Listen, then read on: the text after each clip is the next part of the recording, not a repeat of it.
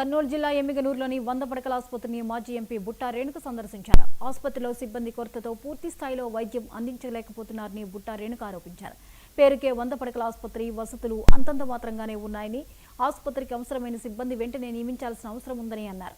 ఆసుపత్రి compound wall లేకపోవడంతో పందులు, పశువులు సంచరిస్తున్నాయన్నారు. కనీసం ఓపీ తీసుకోవాలన్నా ఎండా వానల్లో నిలబడాల్సిన పరిస్థితి ఉంది.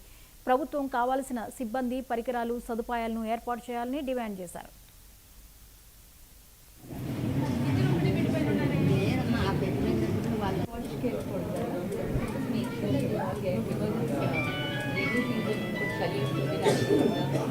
సమ్మర్ అంటే కానీ చూసుకోవచ్చు.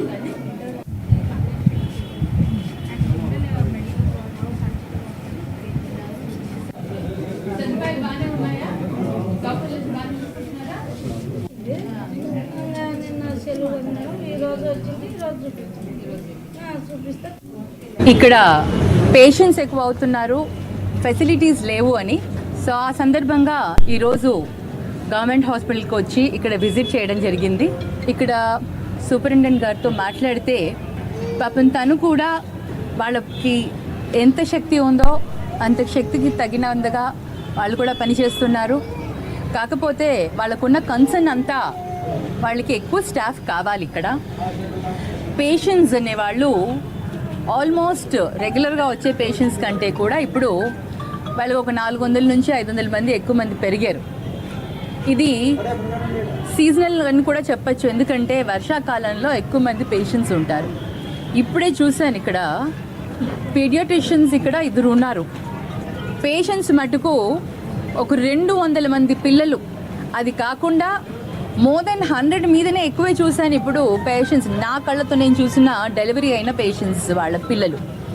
అంటే పీడియాట్రిషియన్స్ రోజుకి ఒక 300 మంది దాకా పిల్లల్ని చూడాలి. అంటే సూపరింటెండెంట్ గారు కూడా ఒక పీడియాట్రిషియన్ అని కూడా, తన కింద ఇంకొక అసిస్టెంట్ పీడియాట్రిషియన్ ఉన్నారు. వాళ్ళు 2 కలిసి ఎంతమంది పేషెంట్స్ని చూడగలుగుతారు? ప్రాక్టికల్లీ ఎలా పాసిబుల్ అవుతుందో ఒకసారి మనం ఆలోచించాలి. కొత్త బ్లాక్ కట్టాము, కొత్త బ్లాక్కి కావాల్సిన ఫెసిలిటీస్ని మనం ప్రొవైడ్ చేయాలి. బెడ్స్ కానివ్వండి, ఇప్పుడు 100 బెడెడ్ హాస్పిటల్ అంటున్నాం దీన్ని. 100 బెడెడ్ హాస్పిటల్కి కావాల్సిన ఎక్విప్మెంట్ అనేది మనం ప్రొవైడ్ చేయాలి కదా. ఇక్కడ బెడ్స్ కావాలి, వాటికి తగినట్టుగా మళ్ళీ ఇక్కడ సౌకర్యాలు కావాలి. ఏవి కూడా ఎక్కడ కూడా ఎటువంటి సౌకర్యాలు లేవు. ఏలూరు జిల్లా నూజివీడు పోలీసులు ట్రిపుల్ ఐటీ విద్యార్థిని